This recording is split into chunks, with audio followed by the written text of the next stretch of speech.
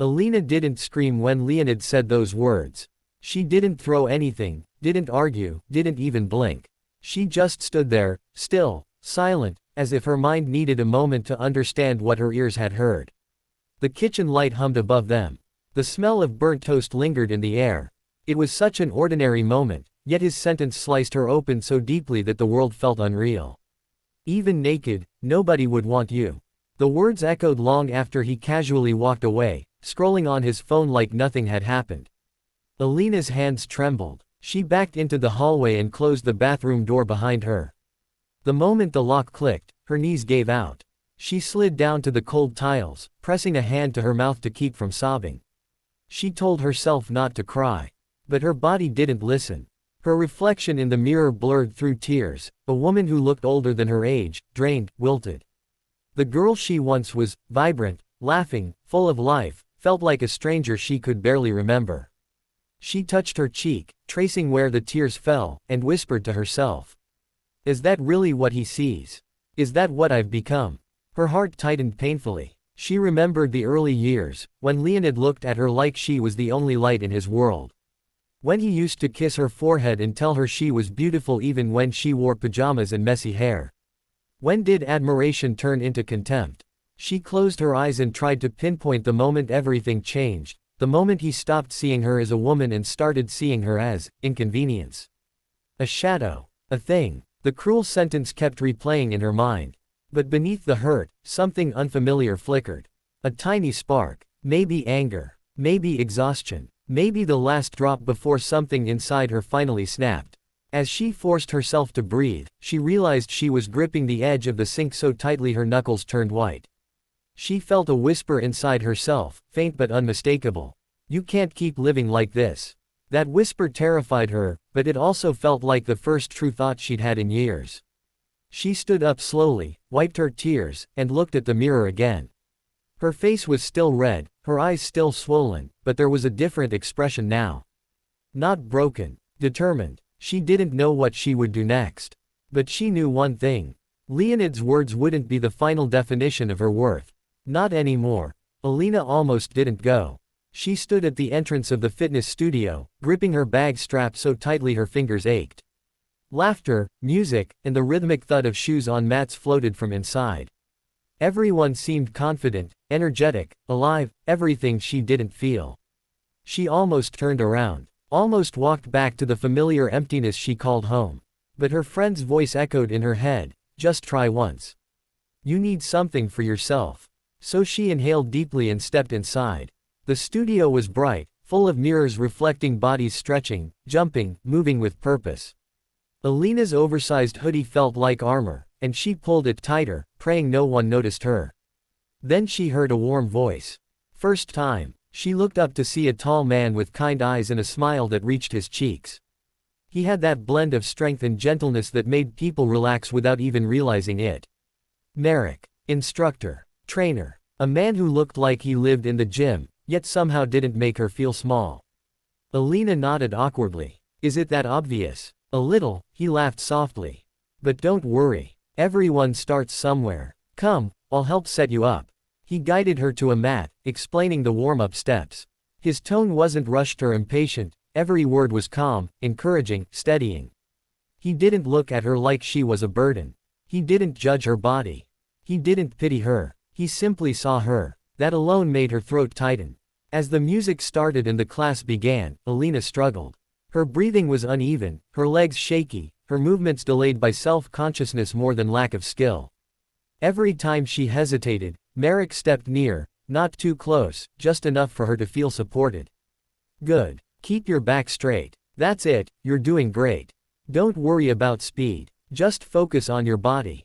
His voice was warm but firm, like a hand guiding her through heavy fog. Little by little, she felt her muscles awakening. Sweat formed on her forehead. Her cheeks flushed, not from embarrassment but from effort. She started to enjoy the burn, the awakening, the reminder that she existed beyond pain and insults. At one moment, Marek passed behind her to adjust her posture. His fingers brushed her elbow lightly. You move beautifully, he murmured. The words stunned her. She almost stumbled. Beautiful. Her. She glanced at him, searching for sarcasm, but found none. His expression was sincere, eyes kind, lips curved in a soft, genuine smile. Her heart fluttered with something she had almost forgotten existed, the warmth that comes when someone sees value in you without asking for anything in return. After the class ended, Alina sat on her mat, catching her breath. Sweat dripped down her temples, her muscles trembled, but for the first time in a long time, she felt alive. Merrick walked over, handing her a small towel. "You did amazing for your first day," he said. "Come again tomorrow." Alina hesitated, feeling the old fears trying to pull her back. But then she remembered her reflection in the bathroom, the determination in her eyes. She nodded slowly. "Yes, I think I will." Merrick smiled, that warm, unshakable smile, and she felt something shift inside her. Something awakening, something hopeful. Alina returned home that evening with sore muscles and a strange lightness in her chest, a feeling she'd nearly forgotten. Her hair was still damp from the shower at the gym, her cheeks still warm from the workout. She stepped into the apartment quietly, hoping to slip into her room without attracting Leonid's attention. But the glow on her face must have been impossible to hide. Leonid looked up from the couch, where he sat half reclined, beer in hand, the TV flashing bright colors across his expressionless face. "You're late," he muttered. Alina paused at the doorway. "I told you I was trying that class today." He snorted. "Waste of time. Those places just want your money." She swallowed the sting and walked toward the bedroom, but his voice followed her, colder and sharper. "And don't expect me to pick up extra chores because you're chasing some fantasy of self-improvement. Let's not pretend you're gonna turn into some model." The words hit her like small stones, not enough to wound deeply, but enough to bruise. She responded softly, "I didn't ask you to do anything, Leonid." "That's right," he said, lifting his drink, "because I won't." She closed her eyes, inhaled slowly. She wasn't going to give him the power to ruin what little peace she'd built tonight. Not anymore. In her room, she dropped her bag and sank onto the bed. Her phone buzzed. A message. "Merrick, proud of you today. You pushed through even when it got hard." Her heart fluttered. Another message followed. "Hope you're feeling good. You earned it." Alina read the words twice, almost startled by how gentle they were.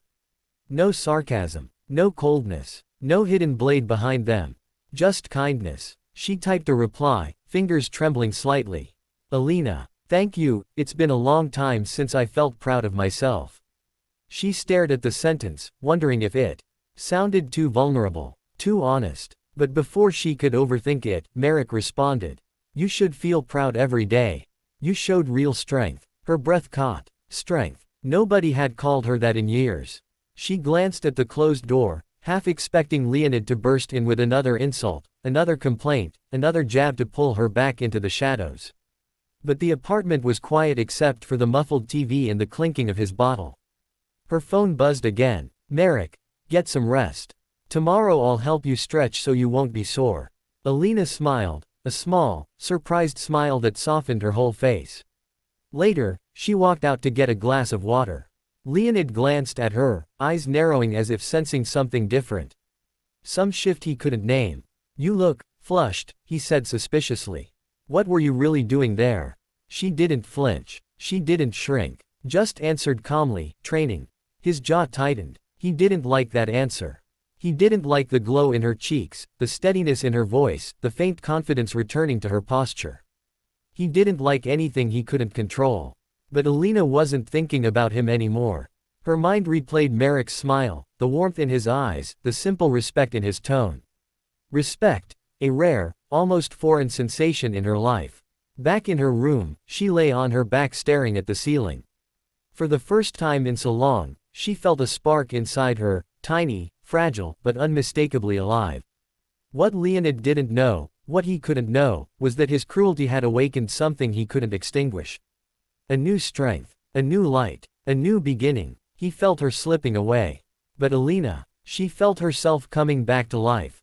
Alina stood in front of the mirror before leaving for her next class, her fingers hovering uncertainly over the neckline of her top. It wasn't revealing, not even close, but it was fitted. It hugged her waist gently instead of swallowing her whole.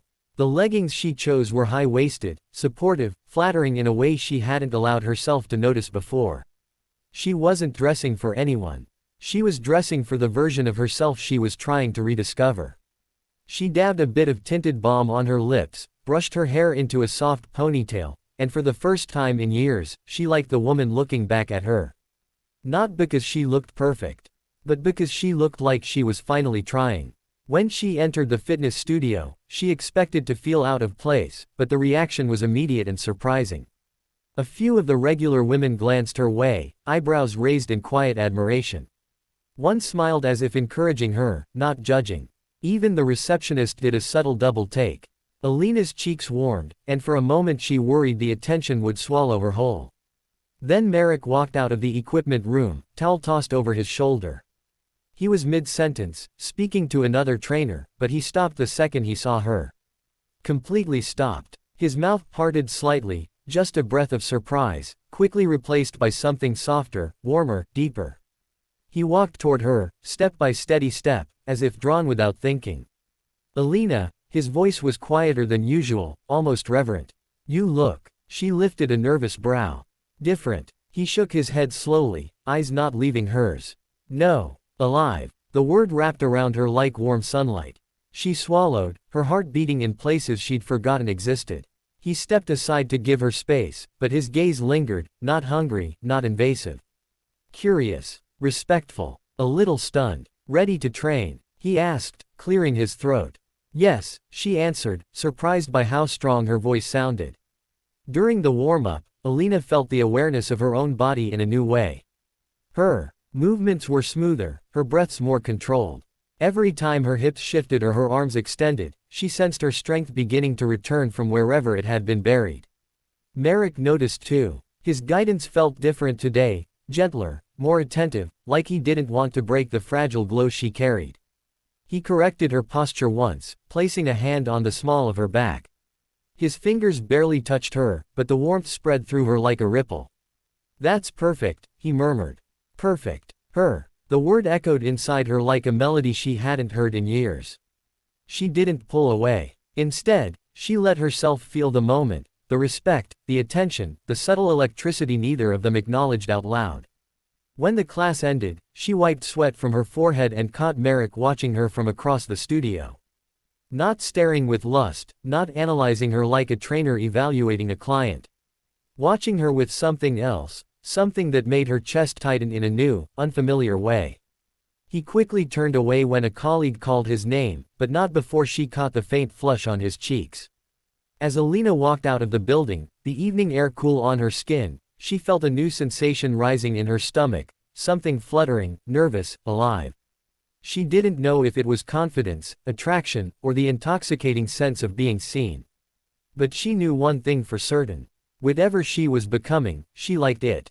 And for the first time in years. She couldn't wait to see what tomorrow would bring. The studio was buzzing with energy when Leonid arrived, uninvited, unexpected, and already irritated. He had called Alina twice, and when she didn't answer immediately, his imagination twisted itself into knots. He told himself he was just checking on her. But the truth was simpler. He felt something slipping away, and he wanted to grab it before it was gone. He pushed through the doors, the scent of rubber mats and citrus cleaner filling the air. He scanned the room with sharp, searching eyes. Then he saw her. Alina stood near the mirror wall, laughing, genuinely laughing, as Merrick gently adjusted her stance. Her cheeks glowed with effort, her hair damp with sweat but somehow radiant. Her fitted top revealed the graceful line of her waist, her leggings contouring the strength returning to her legs. She looked nothing like the woman who used to tiptoe around him at home. She looked alive. She looked wanted. Leonid froze mid-step. His breath hitched. His face darkened. That wasn't the woman he had left at home, beaten down, silent, apologizing for breathing too loudly. This woman was brighter, lighter, desirable in a way he never expected, or perhaps never allowed himself to see. And standing beside her was another man. A man smiling at her like she was the sun. A man touching her waist with easy familiarity. Leonid's jaw clenched so hard a vein bulged in his neck. Merrick didn't notice Leonid at first. He was too focused on Alina, lowering his hand to guide her hips just a little, murmuring. "Perfect. Yes, just like that. You've got it." Alina's breath shook as she moved, the closeness making her heart flutter. She wasn't flirting, she didn't even know how to anymore, but she was responding to a gentleness she had missed for so long. Her eyes met Merrick's for a brief second, and something warm passed between them. Something visible. Something unmistakable. That was the moment Leonid exploded. What the hell is going on here? The shout cracked like a whip across the room. Music didn't stop, but the atmosphere did. A few heads turned, a trainer paused mid-rep. Alina spun around, startled. Her hand instinctively pulled away from Merrick, but Merrick stepped to her side protectively, shoulders squaring. Leonid stormed forward, eyes blazing with a mixture of jealousy, disbelief, and fear that he was no longer the center of her world. "So this is what you're doing," he hissed, pointing at her outfit. "Dressing like this." For him. Alina blinked, breath caught in her throat. She wasn't used to him reacting like this.